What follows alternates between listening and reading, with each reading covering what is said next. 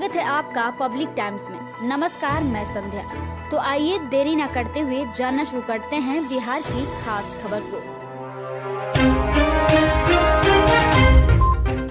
राज्य के 8 जिलों के नए 103 बालू घाटों में खनन शुरू हो गया है। इसमें पटना, औरंगाबाद, रोहतास, गया, भोजपुर, सारण, जमुई और लखीसराय जिले शामिल है। इन जिलों में बालू खनन शुरू होने के साथ ही उचित दर में पर्याप्त मात्रा में बालू उपलब्ध होने से निर्माण कार्यों में तेजी आएगी। 150 बालू घाटों की ई नीलामी प्रक्रिया 4 दिसंबर को पूरी हो गई थी। इसके पहले ही पर्यावरणीय स्वीकृति प्राप्त है। केवल इन्हें बिहार राज्य प्रदूषण नियंत्रण परिषद से कंस्टेंट टू ऑपरेट प्रमाण पत्र की आवश्यकता थी। यह फिलहाल 103 घाटों के ठेकेदारों को मिल चुका है। अन्य बालू घाटों के लिए भी सीटीओ प्रमाण पत्र अगले सप्ताह मिलने की संभावना है। इसके बाद वहां से भी खनन शुरू हो जाएगा। अब बालू के दामों में गिरावट होने की उम्मीद है। सरकार के लाख प्रयासों के बाद भी प्राइवेट नर्सिंग होम की मनमानी नहीं रुक रही है। इसकी एक और बानगी पटना के एक प्राइवेट में देखने को मिला। पटना के राजेंद्र नगर रोड नंबर 3 स्थित अशोक हॉस्पिटल का है, जहां अस्पताल प्रबंधन ने 74 वर्षीय हरजीत कौर के निधन के बाद उनका नेत्र दान कराने से इनकार कर दिया। इसको लेकर सत्ताधारी दल के बड़े नेता और पूर्व उप मुख्यमंत्री सुशील कुमार मोदी ने अब सरकार से कार्रवाई करने की मांग किया है। दरअसल हरजीत कौर और उनका परिवार यह चाहता था कि उनके नेत्र को अधीच देहदान समिति को दान कर दिया जाए।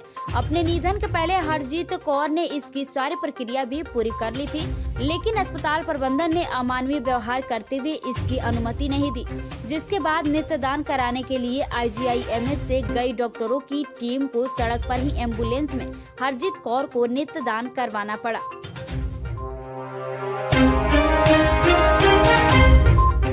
मधुबनी के माधवपुर थाना क्षेत्र के गांधी चौक के पास शनिवार को भारतीय क्षेत्र में संदिग्ध अवस्था में घूमते एक चीनी नागरिक को SSB जवानों ने पकड़ा। जानकारी के अनुसार इंडो नेपाल सीमा पर माधवपुर में तैनात 48वीं बटालियन SSB के जवानों ने गांधी चौक के पास स्थित सीमा स्तंभ संख्या 295/2 के पास भारतीय सीमा क्षेत्र में एक चीनी व्यक्ति को संदिग्ध अवस्था में घूमते देखा। उससे SSB ने पूछताछ की तो उसने बताया कि वह घूमने के लिए नेपाल आया था। सीमा का जानकारी नहीं होने के कारण वह भारतीय क्षेत्र में प्रवेश कर गया है। ड्यूटी में तैनात SSB जवानों ने रोककर पूछताछ की। चीनी नागरिकों ने बताया कि वह घूमने के लिए नेपाल आया हुआ है।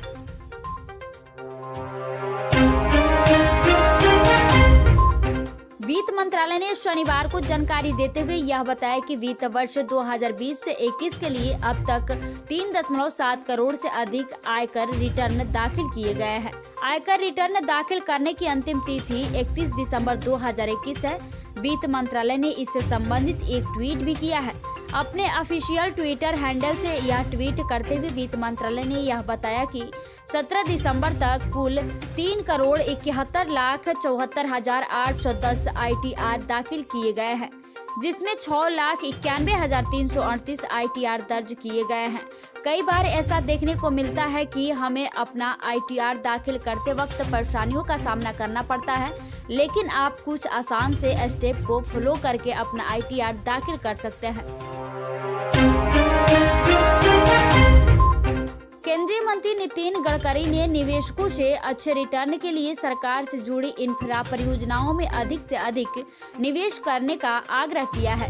उन्होंने बुनियादी ढांचे में निवेश के महत्व को समझाने के लिए महाराष्ट्र सरकार में मंत्री रहने के दौरान एक घटना की जिक्र किया। यह वह समय था जब उन्होंने सड़क निर्माण के रिलायंस इंडस्ट्रीज लिमिटेड के टेंडर को इसलिए रद्द कर दिया था क्योंकि वह महंगा था। बाद में निवेशकों से रकम जुटाकर परियोजना को पूरा किया गया और 2000 करोड़ रुपए की बचत हुई। खास बात यह है कि इसे लेकर रिलायंस इंडस्ट्रीज के तत्कालीन चेयरमैन धीरू भाई अंबानी खास व्यक्ति हुए थे। राजकीय चिकित्सा महाविद्यालय अस्पताल में शीघ्र ही आई बैंक शुरू होने वाला है।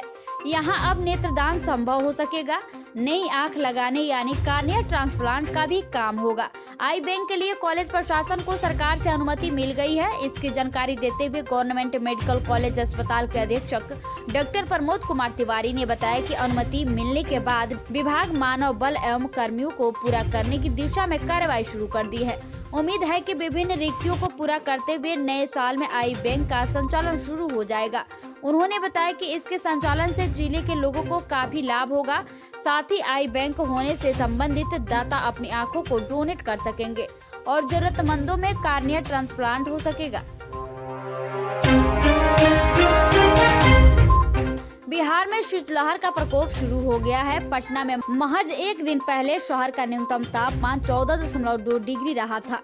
पिछले 24 घंटे के अंदर गया में तापमान गिरकर 5.3 तक पहुंच गया। न्यूनतम तापमान के 7 डिग्री से नीचे चले जाने का शीतलहर का प्रकोप माना जाता है। पछुआ हवा की गति में तेजी से अगले 3 दिनों तक प्रदेश के न्यूनतम तापमान में और अधिक गिरावट होने की संभावना है। बिहार में स्कूल जल्द ही बंद किए जा सकते हैं। कोरोना वायरस के बढ़ते संक्रमण और ठंड के असर को देखते हुए केंद्र सरकार ने सभी राज्यों को इस बारे में अलर्ट कर दिया है। केंद्र सरकार की ओर से जारी नई गाइडलाइंस में कहा गया है कि तापमान के 60 डिग्री सेल्सियस से नीचे जाने की स्थिति में सुबह की पाली में स्कूलों का संचालन नहीं किया जाए। साथ ही अगर जरूरत महसूस हो तो स्कूल बंद भी कर दिए जाएं।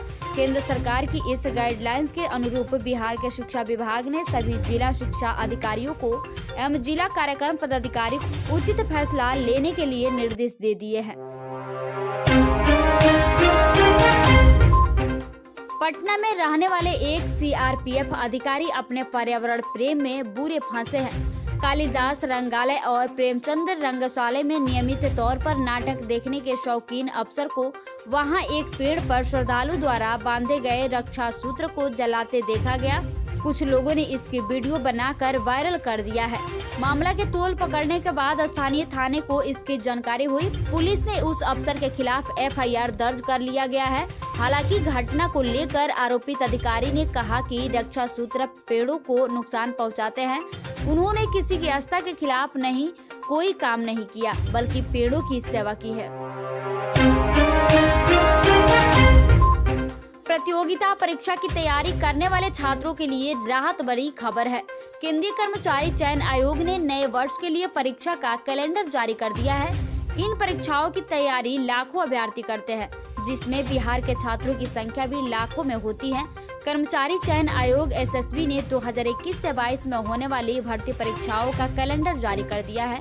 कैलेंडर में एसएससी ने MTS, CGL, CHSL, Delhi police MTS, SSC GD, constable, selection post समेत तमाम भर्तियों के लिए अधिसूचना निकाल दी है, जिसमें संभावित परीक्षा तिथियों की जानकारी दी गई है। कैलेंडर के मुताबिक एसएससी की 2021 की 3 बड़ी भर्तियां सीजीएल, एमटीसीएल और सीएचएल का नोटिफिकेशन दिसंबर 2021 से मार्च 2022 के बीच निकलेगा। प्रधानमंत्री आवास योजना ग्रामीण के अंतर्गत स्वीकृति 100% आवासों को पूरा करने के लिए लक्ष्य की अवधि 31 दिसंबर तक बढ़ाई गई है। ग्रामीण विकास विभाग ने जिलों को निर्देश दिया है कि इस अवधि तक सभी आवासों को पूरा कर विभाग को रिपोर्ट भेजे। इस योजना के तहत 15 दिसंबर तक कुल 26.94 लाख आवास स्वीकृति किए गए हैं, जिनमें 22.27 लाख पूरे हो गए हैं। वहीं शेष आवास निर्माणाधीन है। इस तरह 16 दिनों में 4,67,000 आवास बनने की चुनौती होगी। विभाग की ओर से अक्टूबर-नवंबर के लिए मिशन 100% की शुरुआत की गई थी। इस अवधि में 1,05,000 नए आवास पूर्ण किए गए, पर अब भी 4 लाख से अधिक आवास पूरा किए जाने शेष है। बिहार विद्यालय परीक्षा समिति ने इंटरमीडिएट वार्षिक परीक्षा 2022 में शामिल होने वाले विद्यार्थियों की दिनांक 10 जनवरी 2022 से 20 जनवरी 2022 तक होने की प्रायोगिक परीक्षा के लिए एडमिट कार्ड जारी कर दिए गए हैं। बीएसएबी ब्राह्मी परीक्षा में भाग लेने वाले परीक्षार्थी अपने एडमिट कार्ड समिति की वेबसाइट inter22biharboardonline.com पर 10 जनवरी 2022 अपलोड करेंगे। प्रायोगिक विषय की परीक्षा में शामिल अभ्यर्थियों को विद्यालय के प्रधान डाउनलोड करके और अपने हस्ताक्षर व मुहर के साथ छात्रों को उपलब्ध कराएंगे। बिहार व यूपी को जोड़ने वाले पीपा पुल लगने में इस साल देर हो रही है। गंगा नदी का जलस्तर बढ़ने से इसके लगाने में अपेक्षाकृत विलम्ब हो रहा है। कुछ पीपा कम पड़ने से पटना से मंगाने में भी देर हो रही है। निर्माण की मौजूदा गति को देख अब इसके आगामी 25 दिसंबर से चालू होने की संभावना बन रही है। बता दें कि भोजपुर के सिन्हा ओपी क्षेत्र के मोहली घाट स्थित पीपा पुल को पिछले 22 नवंबर से ही लगाने का काम शुरू हुआ था। अब तक कुल 54 पीपा लगे हैं। कुल 62 पीपा लगने के बाद ही इस पर छोटे वाहनों का परिचालन शुरू हो पाएगा। कुछ पीपा खराब है, जबकि 4 पीपा को नाव से अवैध बालू की ढुलाई कार्य रोकने के लिए जिला प्रशासन के आदेश पर कोइलवरा स्थित सोन नदी में लगाया गया है। इसके अलावा अन्य पीपा को लगाने का कार्य तेजी से चल रहा है। कम पड़े पीपा को पटना से लाया जा रहा है। तो ये थी बिहार की खास खबर। वीडियो के अंत तक बने रहने के लिए आपको बहुत बहुत धन्यवाद।